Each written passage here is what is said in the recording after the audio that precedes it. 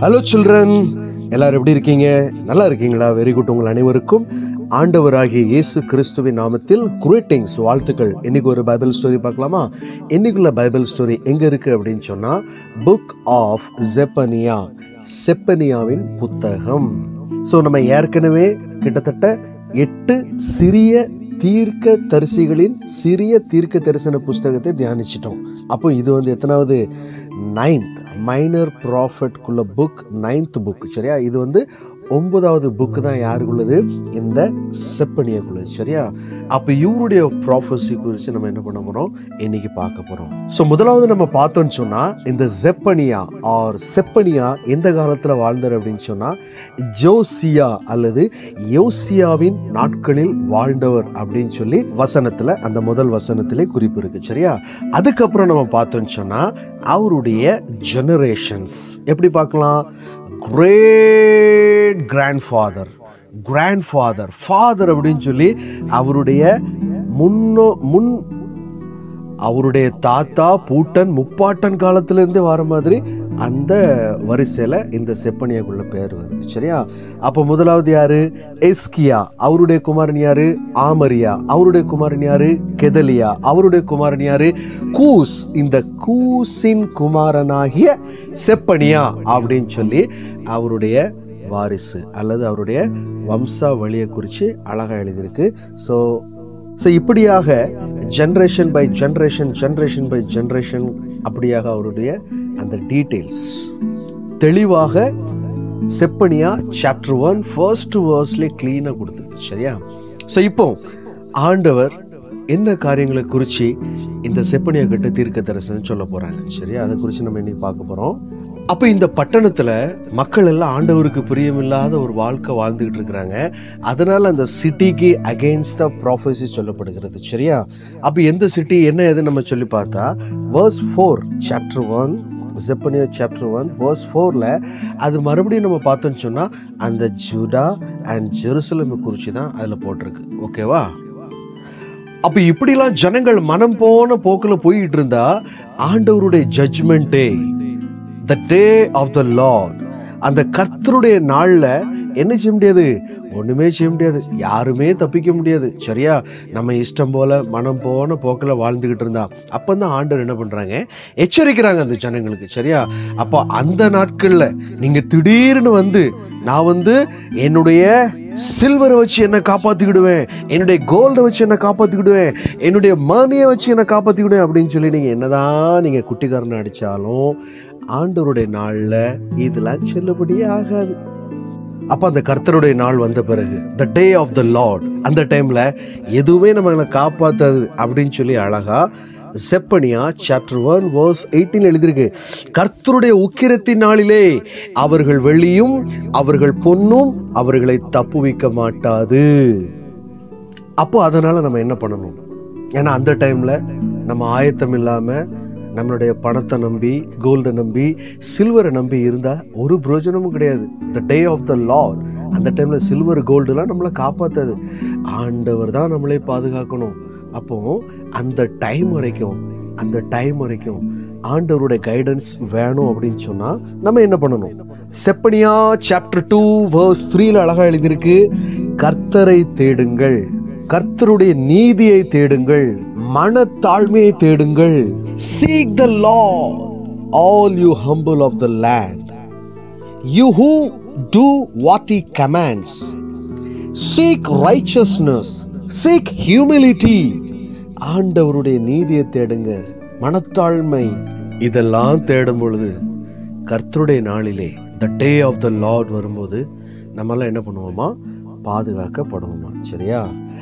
அப்படி இல்லை, நான் தான், என்னை தவிர வேற எதுவுமே கிடையாது, எல்லாமே என்னுடைய ஸ்ட்ரென்த்தால முடியும், என்னுடைய பலத்தால முடியும், இது நான் கட்டின மகா பாபிலோன் மாதிரி எல்லாத்திலையுமே நம்ம என்ன பண்ணக்கூடாது?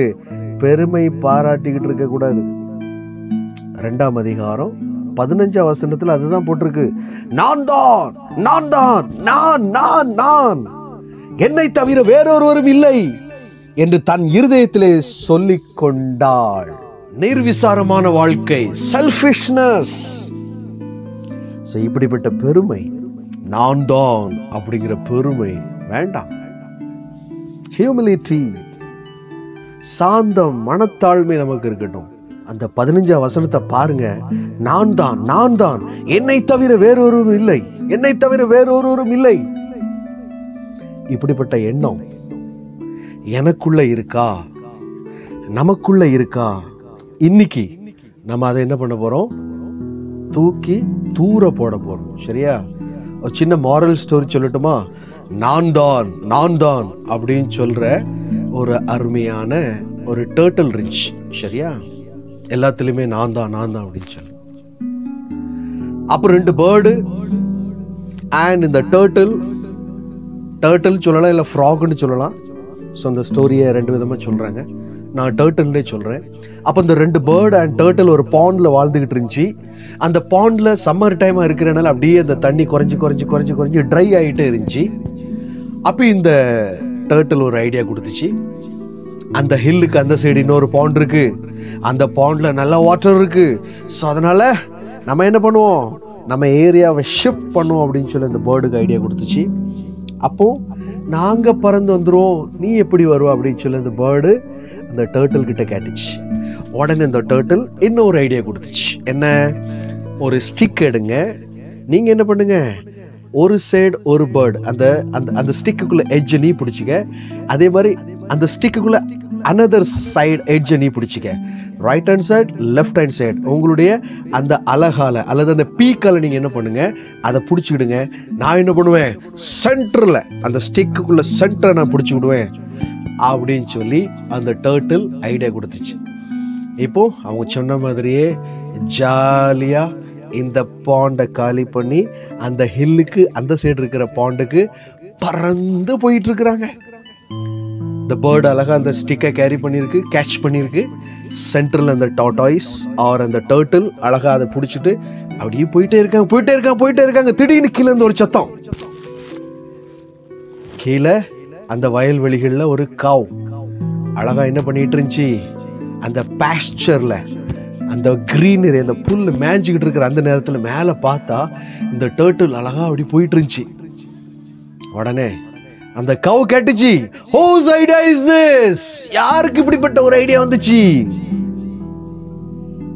Who came up with that idea? அப்ப இந்த டர்ட்டிலால சும்மா இருக்க முடியலையா? உடனே அது என்ன பண்ணுச்சு, வாயை வச்சு அந்த ஸ்டிக்கை பிடிச்சிருந்தது. உடனே என்ன தெரியுமா சொல்லிச்சு, I did அப்படின்னு வாயை திறந்து இட்ஸ் மை ஐடியா அப்படின்னு சொன்னதும் தொப்புன்னு கீழே விழுந்துச்சு. ஸோ ஒழுங்கா அந்த வாயை வச்சுக்கிட்டு சும்மா இருந்திருந்தேன்னா ஒரு பிரச்சனையாக இருக்காது.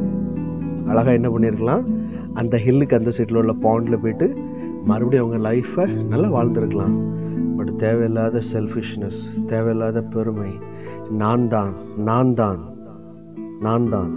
என்னை தவிர வேறொருவரும் இல்லை, வேண்டாம். இப்படிப்பட்ட எண்ணம் வேண்டாம். ஆண்டவர் விரும்பாத ஒரு காரியம். சரியா? ஸோ இப்படியாக நாம் ஆண்டவருக்கு பிரியமாக வாழும் பொழுது, ஆண்டவருக்கு பிரியமான எப்படி ஆண்டவரை தேடணும், ஆண்டவருடைய நீதியை தேடணும். ஹியூமிலிட்டி, ஹம்பிள்னஸ், மனத்தாழ்மையை தேடும் பொழுது ஆண்டவர் நம்ம மீது எந்த ஒரு பனிஷ்மெண்ட் வராதபடிக்கு நம்ம என்ன பண்ணுவாராம், பாதுகாப்பாராம். இனிமேல் நம்ம எந்த ஒரு தீங்கும் அணுகாதபடி ஆண்டவர் என்ன பண்ணுவாராம், நம்மை பாதுகாப்பாராம். சரியா? ஸோ அதை குறித்து அந்த வசனம் தான் அதே Zephaniah chapter 3 verse 15. The Lord has taken away your punishment. He has turned back your enemy. The Lord, the King of Israel, is with you. Never again will you fear any harm. Zephaniah 3:15. கர்த்தர் உன் ஆக்கினைகளை அகற்றி உன் சத்துருக்களை விலக்கினார். இஸ்ரவேலின் ராஜாவாகிய கர்த்தர் உன் நடுவில் இருக்கிறார். இனி தீங்கை காணாதிருப்பாய். ஸோ இனிமேல் எந்த ஒரு ஹார்ம், எந்த ஒரு தீங்கும் நம்மை அணுகாது. Dear children, எல்லாரும் நல்லா கேட்டுக்கிட்டு இருக்கிறீங்க. சரியா? தேவையில்லாம பெருமை, தேவையில்லாத செல்ஃபிஷ்னஸ், தேவையில்லாத கமெண்ட், இப்படிப்பட்ட காரியங்கள் எல்லாவற்றையும் அகற்றிவிட்டு ஆண்டவரை தேடி ஆண்டவருடைய நீதியை பின்பற்றி அவருடைய வழியில நடந்து மனத்தாழ்மையை தேடி அவருக்கு பிரியமாய் வாழும் பொழுது நிச்சயமாக உங்களை ஆசீர்வதிப்பார். Okay children, take care. Bye bye. Thank you.